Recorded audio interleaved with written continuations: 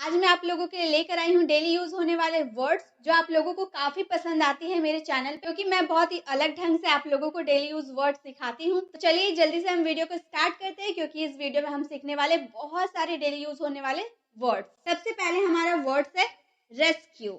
मैंने यहाँ पे इसकी प्रोनाउंसिएशन भी लिख रखी है ताकि आप इसे अच्छे से प्रोनाउंस कर पाओ। रेस्क्यू, इसे क्या बोलेंगे हम? रेस्क्यू। इसका मीनिंग होता है बचाव कार्य या फिर राहत। रेस्क्यू का मीनिंग होता है बचाव कार्य या फिर राहत। इसके सिनोनिम्स होते हैं रिकवरी। क्या? रेस्क्यू, रेस्क्यू यानी कि बचाव या फिर राहत।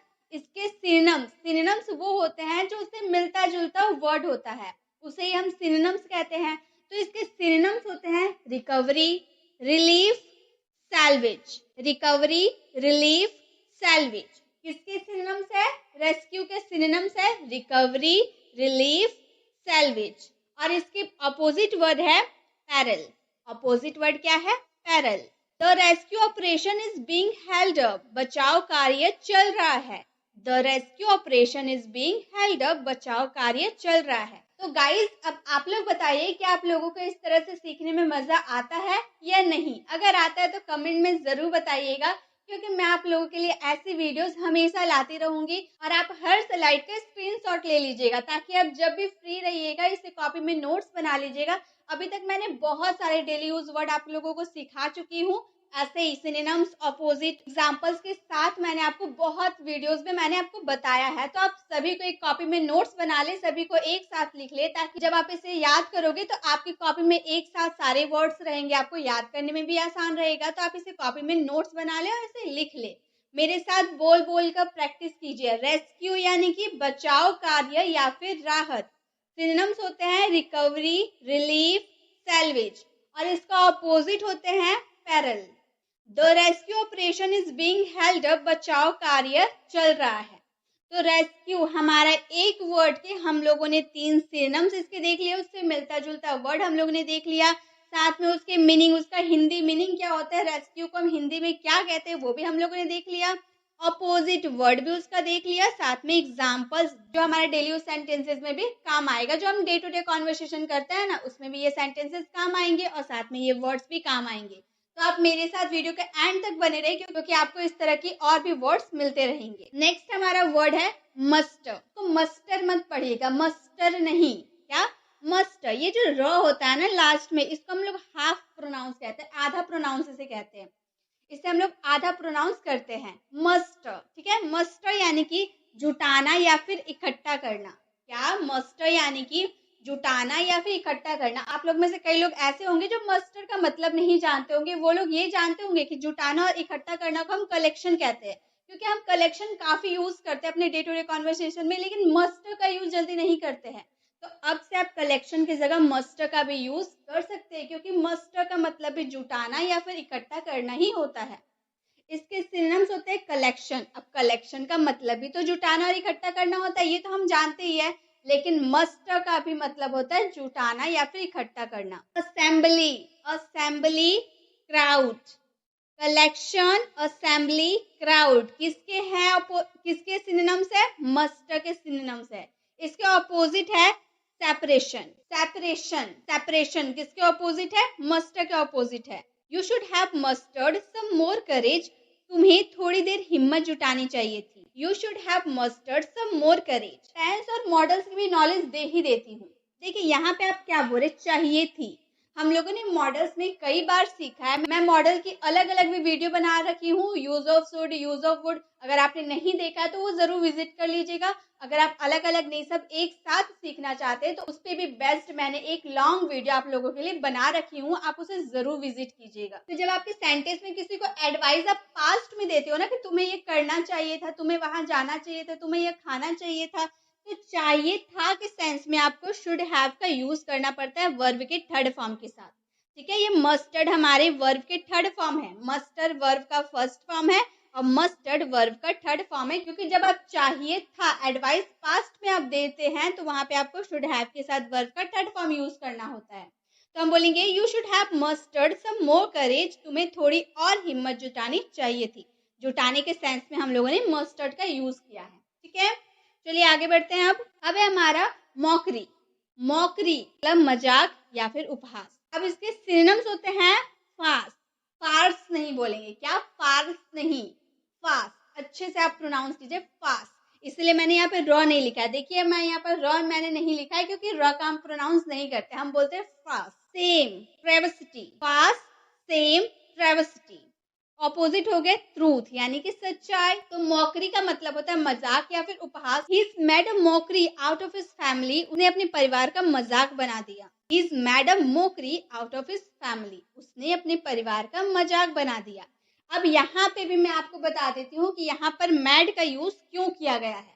यहाँ पे देखिए ये सेंटेंस आपका सिंपल पास्ट सेंटेंसेस है, दिया, गया, खाया, पिया, सोया, बैठा। सब्जेक्ट के बाद वर्ब का सेकंड फॉर्म का यूज करते हैं, इसलिए मैड का यूज हुआ है। Is mad a Mokri out of his family, उसने अपने परिवार का मजाक बना दिया। तो मोकरी का मतलब क्या हो गया, मजाक या फिर उपहास करना। नेक्स्ट है हमारा रस्टिकेशन, रस्टिकेशन, ठीक है, रस्टिकेशन यानी कि निष्कासन, निष्कासन, उसको निकाल देना, जॉब से निकाल देना, निष्कासित कर देना, ठीक है। निष्कासन को हम बोलेंगे रस्टिकेशन। सिनोनिम्स होते हैं डिसमिस, निकाल दो, ऑफिस में वो जरा सा भी काम नहीं करता, निकाल दो, डिसमिस कर दो। एलिमिनेट, इजेक्ट, रस्टिकेशन के सिनोनिम्स होते हैं डिसमिस, एलिमिनेट, इजेक्ट।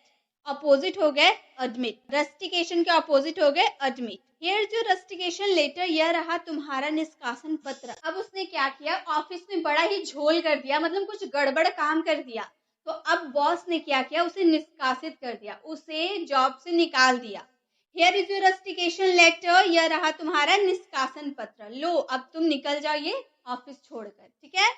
तो हेयर इज योर रस्टिकेशन लेटर, यह रहा तुम्हारा निष्कासन पत्र। रस्टिकेशन का मतलब क्या होता है, निष्कासन कर देना, किसी को कहीं से निकाल देना। नेक्स्ट है हमारा अक्यूज। अक्यूज का मतलब होता है इल्जाम लगाना या फिर दोष लगाना, किसी ने कुछ किया नहीं है फिर भी उसके ऊपर हम लोग इल्जाम लगा रहे हैं, तो इल्जाम लगाने को ही हम बोलेंगे अक्यूज। इसके सिनोनिम्स होते हैं कंप्लेन, ब्लेम, अरेन, कंप्लेन, ब्लेम, अरेन। यहाँ पे ऑपोजिट हो गए डिफेंड, बचाव करना, उस पर इल्जाम नहीं लगाना, बचाव करना। आप इल्जाम लगा रहे हो उसके ऊपर और दूसरा कोई से बचाव कर रहा है, ठीक है। तो अक्यूज यानी कि इल्जाम लगाना, दोष लगाना, और डिफेंड यानी कि उसका बचाव करना।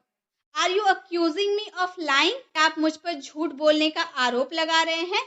यहाँ पे लाइंग, यहाँ पे अक्यूजिंग हमारा वर्ब का फोर्थ फॉर्म है। हम लोगों ने यहाँ वर्ब के फोर्थ फॉर्म का यूज इसीलिए किया है क्योंकि यहाँ रहे हो रहा है कि सेंस आ रहा है। तो are you accusing me of lying, क्या आप मुझ पर झूठ बोलने का आरोप लगा रहे हैं। अक्यूज का मतलब भी हो गया इल्जाम लगाना या फिर किसी के ऊपर दोष लगाना, ठीक है। नेक्स्ट है हमारा थ्रेस। थ्रेस का मतलब होता है पीटना या फिर छटपटाना, पीटना या फिर छटपटाना। के सिनोनिम्स होते हैं clobber, defeat, pummel, clobber, defeat, pummel. Opposite हो गए चीयर, अपोजिट हो गए cheer. Why he is being thrashed, उसे क्यों पीटा जा रहा है।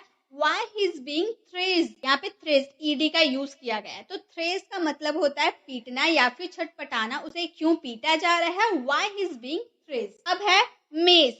मेस का मतलब होता है मुसीबत, झंझट, गड़बड़ी या फिर भोजनगिरी। मेस का मतलब हो गया मुसीबत, झंझट, गड़बड़ी या फिर भोजनगिरी। सिनोनिम्स होते हैं chaos, chaos, clutter, confusion, chaos, clutter, confusion। Opposite हो गए हार्मनी, हार्मोनी नहीं बोलेंगे, harmony. I think he is in deep mess, मुझे लगता है, I think he is in deep mess, वह बहुत बड़ी मुसीबत में है, मुसीबत या फिर कुछ गड़बड़ काम कर दिया, गड़बड़ी में फंस गया है। I think मुझे लगता है he is deep mess, वह बहुत बड़ी मुसीबत में है। तो मेज का मतलब हो गया मुसीबत या फिर झंझट, गड़बड़ी या फिर भोजनगिरी। गाइस, अगर आपको वीडियो अच्छी लग रही है तो प्लीज वीडियो को लाइक करें, क्योंकि आप लोगों के लाइक से हमें मोटिवेशन मिलती है ऐसी वीडियोस बनाने के लिए। तो प्लीज आपसे रिक्वेस्ट है कि आप वीडियो को लाइक जरूर करें और ऐसी वीडियो और लोगों को शेयर कीजिए, क्योंकि ऐसी वीडियोस का वेट सभी स्टूडेंट करते हैं जहाँ पे उनको एक साथ इतना कुछ सीखने को मिलता है। सिनोनिम्स, अपोजिट, एग्जाम्पल, मीनिंग सभी एक साथ सीखने को मिलता है। साथ में उसके प्रोनाउंसिएशन की तो दिक्कत सभी को होती है। तो आप प्लीज ज्यादा से ज्यादा लोगों को शेयर करें ताकि वो लोग भी ये सब सीख पाए। अब है हमारा ट्रायंगल। ट्रायंगल यानी कि गला दबाना या फिर गला घोट। हम ये जानते हैं सफोकेट या फिर स्मोदर का मतलब गला दबाना या फिर गला घोटना होता है ना।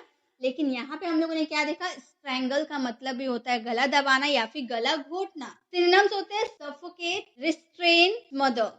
Suffocate, restrain, smother. ऑपोजिट हो गए रिलीज, रिलीज कर देना। स्ट्रैंगल यानी कि गला दबाना या गला घोटना, स्ट्रैंगल का ऑपोजिट हो गया रिलीज। वी नो, हमें पता है, दैट he was strangled, उसका गला घोटा या फिर गला दबाया गया। We know, हमें पता है, that कि he was strangled, उसका गला घोटा या फिर गला दबाया गया। नेक्स्ट है हमारे recognize।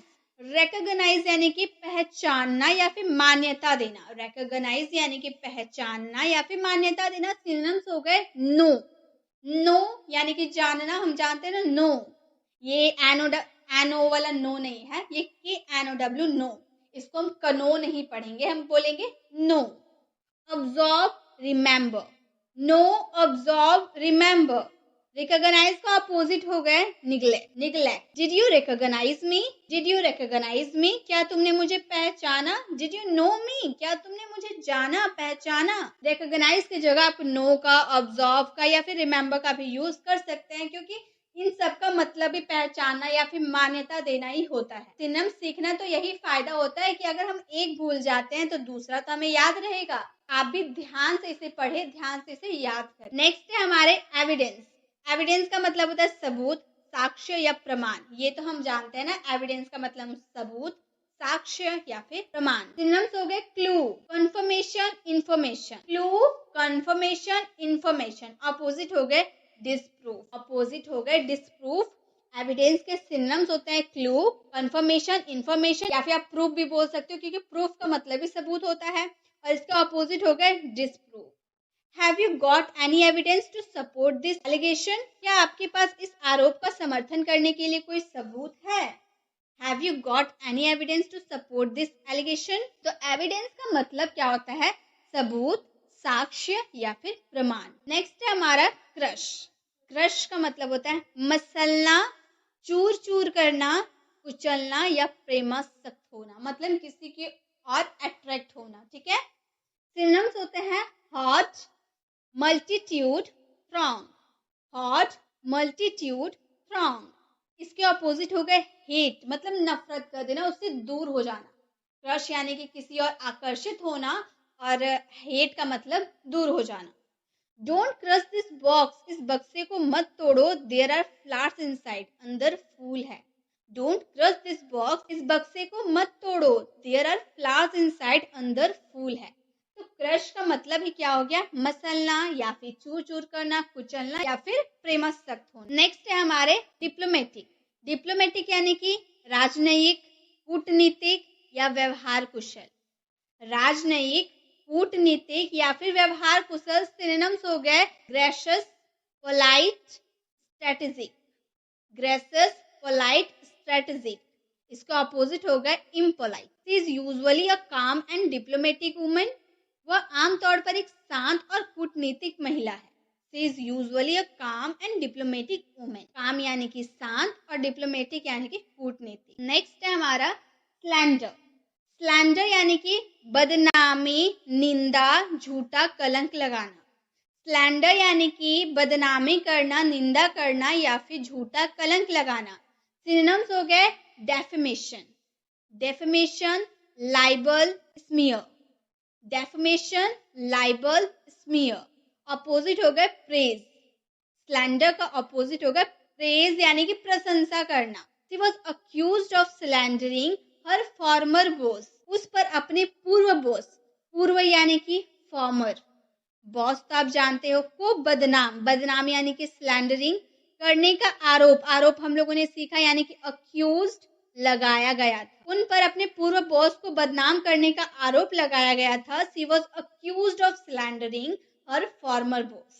तो स्लैंडर का मतलब क्या होता है, बदनामी करना, निंदा करना या फिर झूठा कलंक लगाना किसी के ऊपर। नेक्स्ट है हमारा अपराइट। अपराइट का मतलब होता है सीधा, ईमानदार, शरीफ, सच्चा, न्याय। सीधा, ईमानदार, शरीफ, सच्चा, न्यायिक, किसका मतलब? अपराइट का मतलब। सिनोनिम्स हो गए ऑनेस्ट, ईमानदार, erect, gentle. Honest, erect, gentle. तो अपराइट के सिनोनिम्स हो गए ऑनेस्ट, इरेक्ट, जेंटल। अपोजिट हो गए horizontal. I know he is an upright man, मुझे पता है वो शरीफ आदमी है, ईमानदार आदमी है। आई नो, मुझे पता है, he is an upright man, वह शरीफ आदमी है।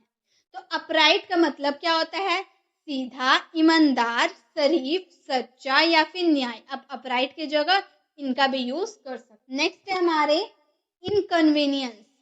इनकन्वीनियंस मतलब असुविधा या फिर असुविधाजनक। इनकन्वीनियंस यानी कि असुविधा या असुविधाजनक। सिनोनिम्स होते हैं aggravation, annoyance, difficulty. Aggravation, annoyance, difficulty. Opposite हो गया कंफर्ट। इनकन्वीनियंस के अपोजिट हो गए comfort. I don't want to put you to any inconvenience, मैं आपको किसी भी तरह की परेशानी में नहीं डालना चाहता हूँ। I don't want to put you to any inconvenience. तो इनकन्वीनियंस का मतलब होता है असुविधा या फिर असुविधाजनक। अब है ऑनर। ऑनर मतलब इज्जत या फिर सम्मान, किसी को ऑनर देना यानी कि इज्जत देना या फिर सम्मान देना। सिनोनिम्स होते हैं attention, credit, dignity. Attention, credit, dignity. Opposite हो गए ब्लेम। ऑनर के अपोजिट हो गए ब्लेम।